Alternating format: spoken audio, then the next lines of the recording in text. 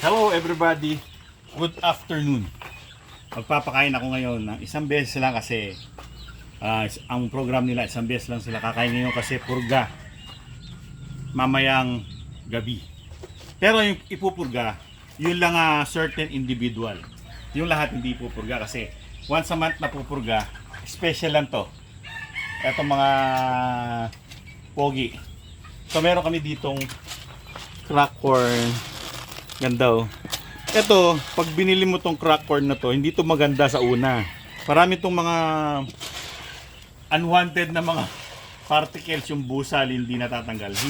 Ihimayin mo ngayon, nilagay ko sa bilao. Tinanggal ko yung mga pangit na mais. Tinatanggal ko yung mga busal. May kasamang busal kasi yan eh.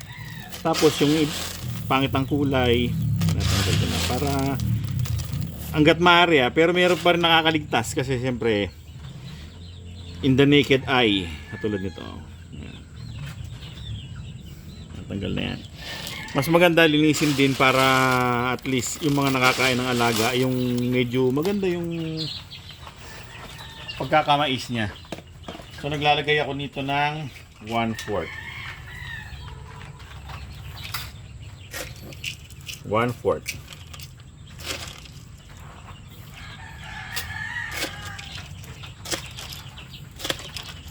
yun o, daming trial. So yan, 1/4. Tapos kalahating platinum.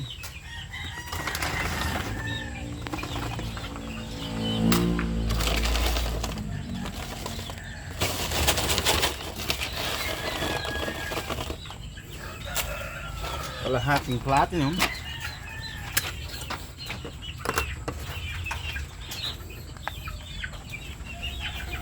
Beef. Shop beef.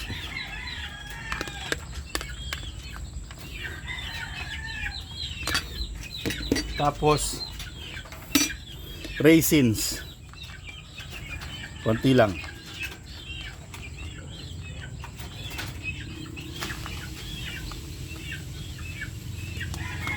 Tapos nun 7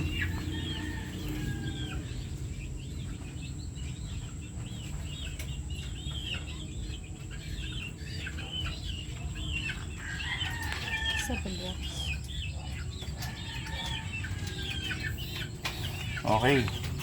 So, meron silang kasama regular fellow na inner tone. si Bradley tsaka si so ayan. Yan ang kanilang chibu ngayon.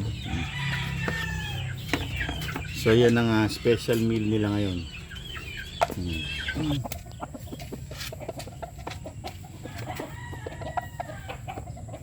Kain ka na. Tatawag pa. Hindi, pag may tao tayo ganyan siya. Kapag may nanonood na kakain siya, magganyan. Ikaw din.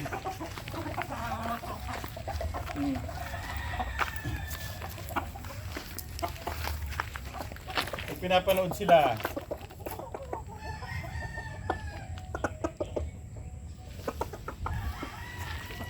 na.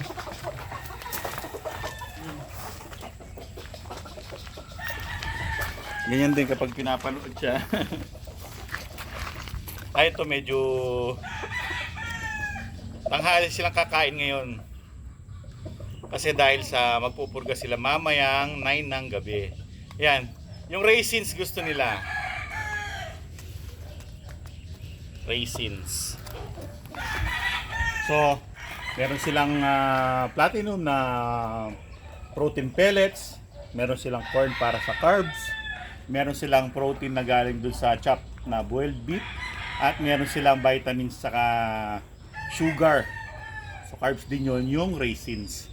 So yung raisins, yung parang compact siya na vitamin rich, di ba? Energy rich na pagkain yung raisins. So bigyan ko na sila niyan. Pero konti lang. Para nagko-complement lang dun sa pagkain nila, medyo may variation, hindi sila nananawa.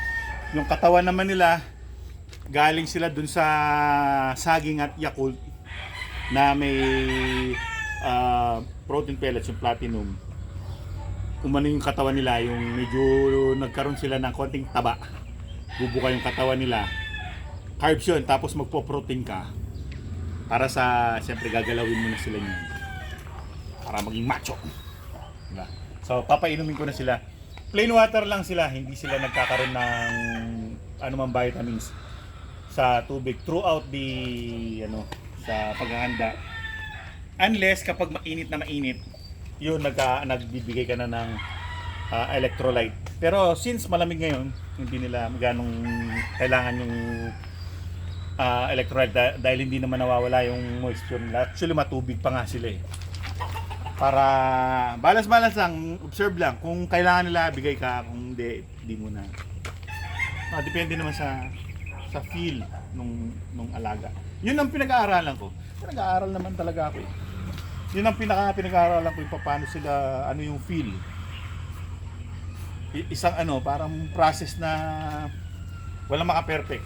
At least meron ka nakukuhang mga konting bits of information sa yung experience o sa pagtatanong-tanong, papanonood. Kung paano yung dapat na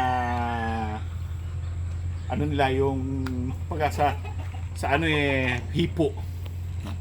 So well, magpapainom na tayo. Baka mabulunan, dali. Oy. What are you doing there? Plain water. Sa plain water naman, maganda kasi dapat papalitan mo rin. At least mga twice a day. Umaga, yung tanghali, pahapon. Para laging sariwa yung tubig kasi siyempre. Minsan kasi iniinuman nila Judge. Kaya dapat papalit talaga. Tsaka siyempre alikabok para laging malinis yung inumin. Malinis tsaka medyo fresh. Yung malamig lang siyempre mainitang araw. Hindi natin naiwasan. Minsan tulad niyan nakabilad yung pipi. Medyo nagiging warm yung tubig. Para lagi lang masarap lang inumin. Parang tayo din, naglalagay tayo ng yelo. Okay. Kayong dalawa. Okay dyan sa loob ng pipi. Mga manok dyan.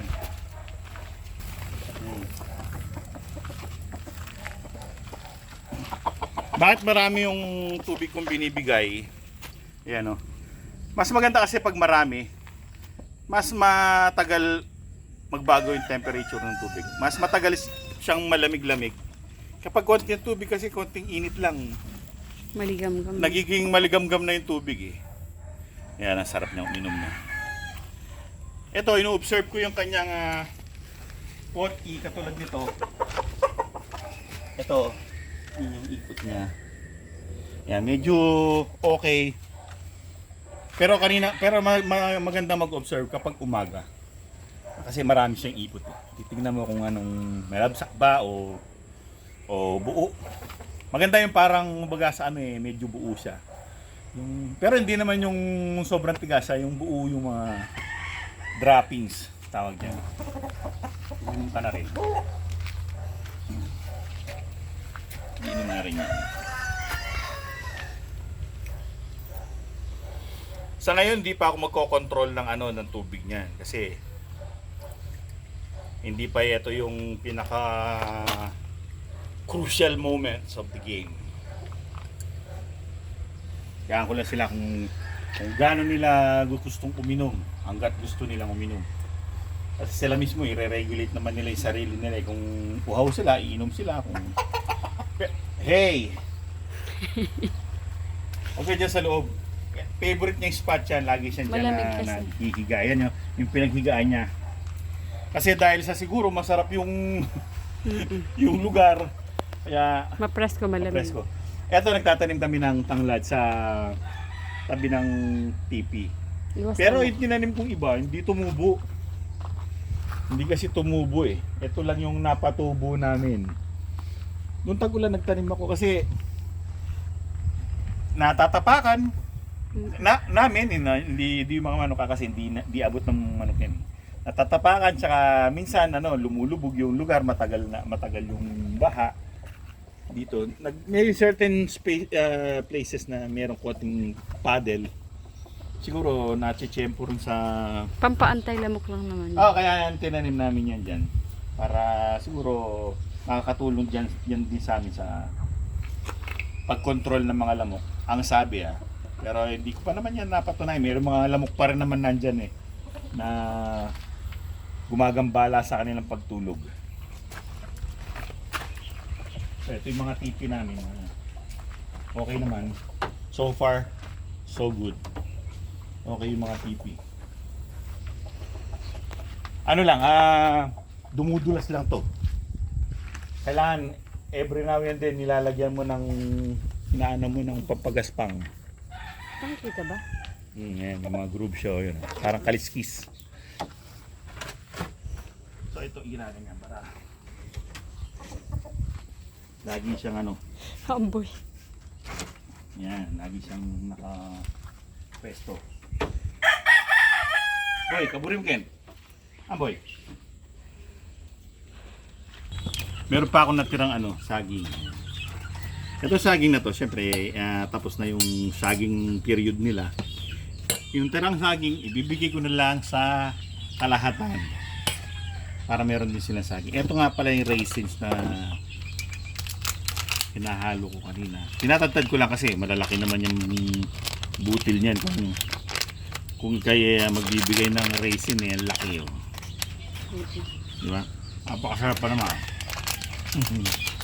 Kahit anong brand naman, basta maayos na klase ng brand. Meron kasing raisin na pipitsura ng itsura yung maruming pagka-raisin niya.